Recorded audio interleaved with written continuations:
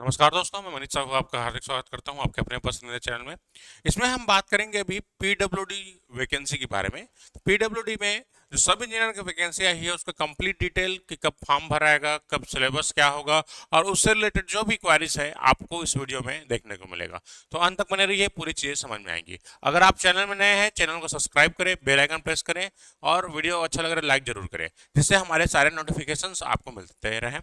और साथ ही हमारे जो आने वाली क्लासेस हैं वो भी यह जानकारी आपको हमारे टेलीग्राम चैनल से मिल जाता है। तो टेलीग्राम चैनल का लिंक डिस्क्रिप्शन में मिल जाएगा, आपको उसको ज्वाइन कर लेंगे। वहाँ पर नोट्स, क्लास शेड्यूल्स और जो यहाँ पर पीडीएफ है, ये पूरा जानकारी आपको वहाँ पर मिल जाएगा।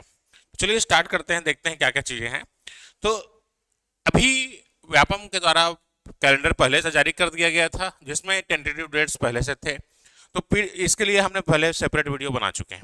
लेकिन यहाँ पर अब जो फॉर्म आया है उसका ऑफिशियली पूरा डिटेल यहाँ पर हम इस वीडियो में बताएंगे। तो देखिए यहाँ पर दोस्तों कि इसमें ऑनलाइन आवेदन भरने का डेट जो है 9/5/2025 शुक्रवार से स्टार्ट हो चुका है।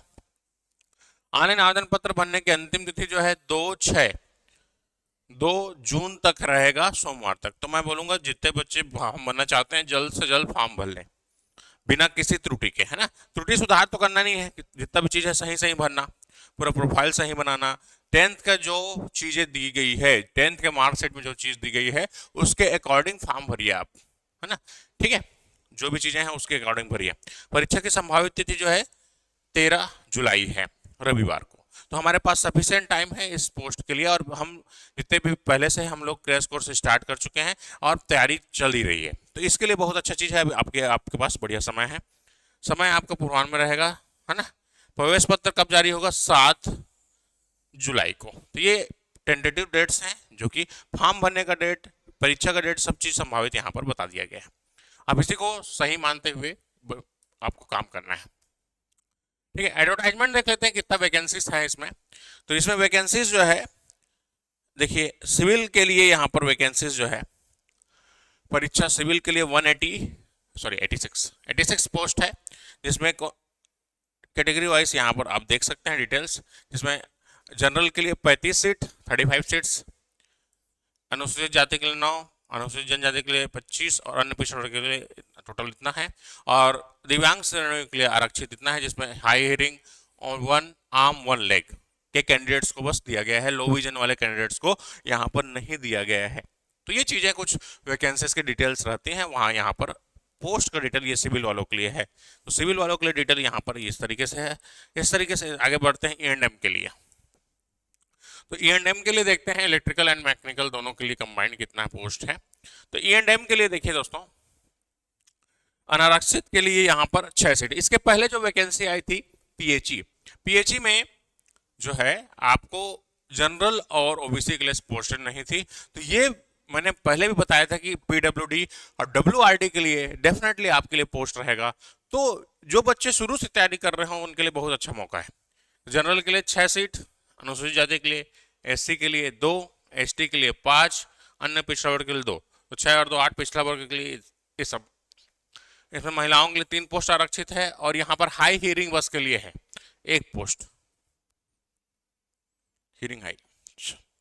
दिव्यांग जनों के लिए बैकलॉग की वैकेंसीज जो है, विशेष भर्ती अभियान, इसमें जो है बैकलॉग रिक्तियां भी हैं, जिसमें सिविल अभियंता के लिए 10 पोस्ट दिव्यांगजनों के लिए आरक्षित हैं, जिसमें 8 पोस्ट हियरिंग के लिए और 1 आर्म 1 लेग के लिए। लोजन के लिए, जैसे हमने पहले बताया था, इसको पात्रता नहीं है इस पोस्ट के लिए।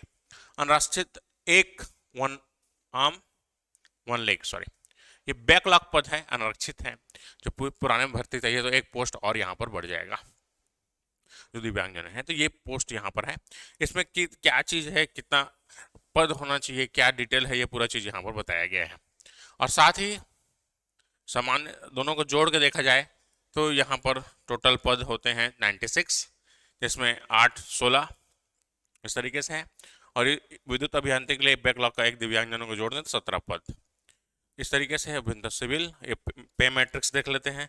तो ये हमारा लेवल 8 का है पे मैट्रिक्स। तो लगभग आपको स्टार्टिंग सैलरी आपका 50 प्लस रहेगा, ये तो याद रखिएगा, 50 प्लस रहेगा स्टार्टिंग सैलरी, इस तरीके से रहेगा। तो यहाँ पर देख रहे हैं हम लोग लेवल 8 का है, अभियंता सिविल यांत्रिकी दोनों के लिए। तो बहुत ही अच्छी वैकेंसी है। अगर हम छत्तीसगढ़ की दृष्टि से देखें तो बहुत ही अच्छा पोस्ट है। और जो भी यहाँ पर अर्हता भी दी गई है उसको भी देख लेते हैं, यहाँ पर क्या क्या अर्हता दी गई है इसमें। ठीक है, शर्तें इसमें देखिए स्पष्ट रूप से लिख दिया गया है कि इसमें क्या चीज़ होना चाहिए।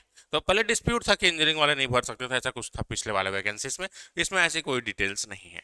इसमें दोनों के लिए कैंडिडेट्स है। सिविल वाले के लिए देखिए स्थापित सिविल में न्यूनतम त्रिवर्षीय डिप्लोमा अथवा समकक्ष इंजीनियरिंग, तो इंजीनियरिंग वालों के लिए भी एलिजिबल है, यहाँ पर कोई दिक्कत नहीं है। ऐसी सेम मैकेनिकल और इलेक्ट्रिकल दोनों के लिए है। तो यहाँ पर इंजीनियरिंग स्टूडेंट्स भी एलिजिबल हैं। तो इंजीनियरिंग वाले विद्यार्थी जो पहले से तैयारी कर रहे हैं उनके लिए बहुत ही अच्छी वैकेंसीज है। और जो बच्चे अभी तैयारी करना चाहते हैं उनके लिए भी पूरा कंप्लीट क्रैश कोर्स हमारे अवेलेबल है। इसकी जानकारी आपको हमारे ऐप में मिल जाएगा। तो ये ऐप आप सर्च करेंगे गूगल प्ले स्टोर में तो आपको एजुकेशन हब ऐप मिल जाएगा। उसमें हमारे जो क्रैश कोर्स चल रहे हैं वो हमारा पूरा आपको डिटेल्स मिल जाएगा। चलिए अब हम बात करेंगे इसका जो सिलेबस क्या होने वाला है उसके बारे में। तो मैं अभी यहाँ पर सिलेबस आपको देखिए, सिलेबस फॉर सिविल इंजीनियरिंग, तो पूरा इंजीनियरिंग के सब्जेक्ट ही हैं। यहाँ पर जो छत्तीसगढ़ है, इंडियन जीएस है और बाकी चीज़ों को यहाँ से हटा दिया गया है।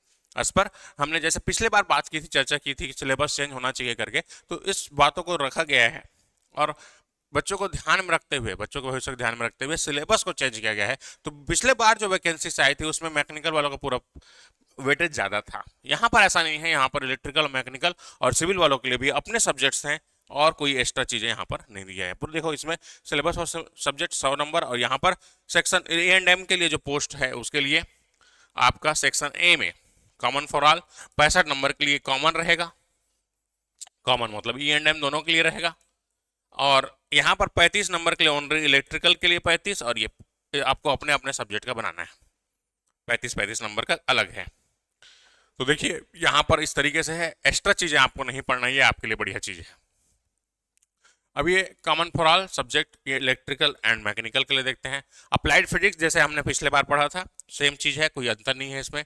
तो ये चीज़ें हमने पढ़ा दिया है तो ये चीज़ें सेम रहेगा, कोई अंतर नहीं है इसमें। तो ये 5 नंबर का फिक्स हो गया है। कितना नंबर का आएगा वो भी फिक्स कर दिया। यहाँ पर अप्लाइड केमिस्ट्री भी फिक्स कर दिया गया है कि भैया 5 ही नंबर का आएगा। तो ये चीज़ बहुत जरूरी था कि भैया वेटेज हमको पता होना चाहिए कि भाई 5 नंबर के हिसाब से हमको पढ़ना है और 5 नंबर के हिसाब से इसको पढ़ना है। इसके पहले वाले में क्लियर नहीं था कि कितने मार्क्स के क्वेश्चन किस सब्जेक्ट से आएंगे। तो यहाँ पर फिक्स कर दिया गया है 5 मार्क्स फॉर अप्लाइड मैकेनिक्स। जैसे कि हम लोग पिछले बार पढ़ रहे थे स्ट्रेंथ ऑफ मटेरियल कर लिए हमारा 5 नंबर। उसके बाद थर्मल इंजीनियरिंग 10 मार्क्स का है। 10 मार्क्स का आपका थर्मल इंजीनियरिंग। और ये 5 मार्क्स का है हमारा बेसिक इलेक्ट्रिकल, जो कि हमारे बहुत अच्छे से पढ़ा चुके हैं ये सब चीज़ों को। वही चीज़ है, आपको कोई अंतर नहीं। DC circuit, Ohm's law, resistance, resistivity, Kirchhoff's law, series and parallel combination of resistance, normal चीज़ें हैं बेसिक इलेक्ट्रिकल का। इलेक्ट्रोमैग्नेटिज्म देखिए ये अब ये दो चीज जुड़ गया है इलेक्ट्रोमैग्नेटिज्म। तो ये देखिए इलेक्ट्रिकल का वेटेज जो है बराबर हो रहा है। तो यही होना चाहिए, बराबर होना चाहिए वेटेज दोनों के लिए, इलेक्ट्रिकल और मैकेनिकल दोनों के लिए। ट्रांसफार्मर्स हैं, इलेक्ट्रिक में due to electric current, conductor, ये सब चीज़ें आपको बहुत डिटेल से पढ़ाया जाएगा। अभी आप बिल्कुल चिंता मत कीजिए, पूरा चीज़ें पढ़ाया जाएगा। ट्रांसफार्मर इस तरीके से पूरा दिया गया है। Theory of machine and manufacturing mechanical का सब्जेक्ट है। फ्लूइड मैकेनिक्स मैकेनिकल का सब्जेक्ट है। तो इस तरीके से देखेंगे तो दोनों का लगभग वेटेज हमारा समान आ रहा है। और 35 नंबर के लिए यहाँ पर देखिए पूरा इलेक्ट्रिकल है, पूरा का पूरा इलेक्ट्रिकल, जो कि आपके सेम सिलेबस रहेगा छत्तीसगढ़ इलेक्ट्रिसिटी बोर्ड के लिए। वही सिलेबस यहाँ पर 35 मार्क्स का दिया गया है। तो 35 मार्क्स का फिक्स कर दिया गया है। इसमें introduction to AC machine 3 marks, basic features of AC machine, alternators जो है 4 मार्क्स का दिया गया है, एसी मोटर्स जो है 4 मार्क्स का दिया गया है। उसके बाद आपको देखना पड़ेगा यहाँ पर HVDC एंड HVAC सिस्टम्स। तो यहाँ पर हमारा HVAC और HVDC ही पढ़ना है आपको। पावर सिस्टम में पूरा चीज़ें पढ़ने की जरूरत नहीं है। ट्रांसमिशन लाइन की बस बात करेंगे यहाँ पर 4 नंबर के लिए। इन्वर्टर्स की बात करेंगे, पावर इलेक्ट्रॉनिक्स बहुत अच्छे से हमने पढ़ाया है पूरा complete. Inverters, converters, regulated power supply, ये बहुत अच्छे से यहाँ पर पढ़ाया गया है। स्पीड कंट्रोल ऑफ मोटर्स, ये सब चीज़।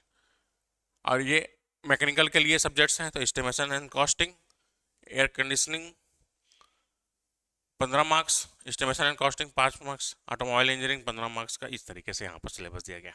तो यहाँ पर हमारे जो क्रैश कोर्स है उसमें मैं इलेक्ट्रिकल के पूरे सब्जेक्ट्स यहाँ पर पढ़ाऊंगा।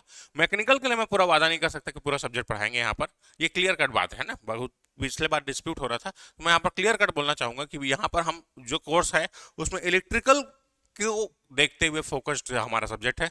मैकेनिकल के सब्जेक्ट्स की जितनी भी हम कॉमन पोर्शन है उसको पढ़ाने की कोशिश करेंगे, पूरा सब्जेक्ट का मैं यहाँ पर, क्योंकि समय कम है इसको देखते हुए।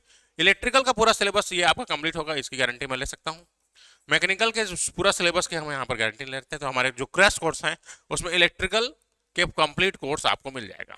तो जो मैकेनिकल वाले बच्चे हैं, इलेक्ट्रिकल के लिए बहुत बेहतरीन तरीके से आपको यहाँ पर मिल जाएगा हमारा कंटेंट। तो जिसके लिए अभी लॉन्चिंग, हमारे 1 वीक के लिए अभी लॉन्चिंग प्राइस 1999 है, तो इस रेट में आपको कंप्लीट कोर्स हमारा मिल जाएगा, ठीक है। जिसमें मैं पहले बोल रहा हूँ इलेक्ट्रिकल के लिए हमारा पूरा कंप्लीट कोर्स यहाँ पर मिलेगा, और कॉमन पोर्शन में कुछ जो भी सब्जेक्ट रहेंगे उसको हम को कंप्लीट कराने की कोशिश करेंगे, ठीक है।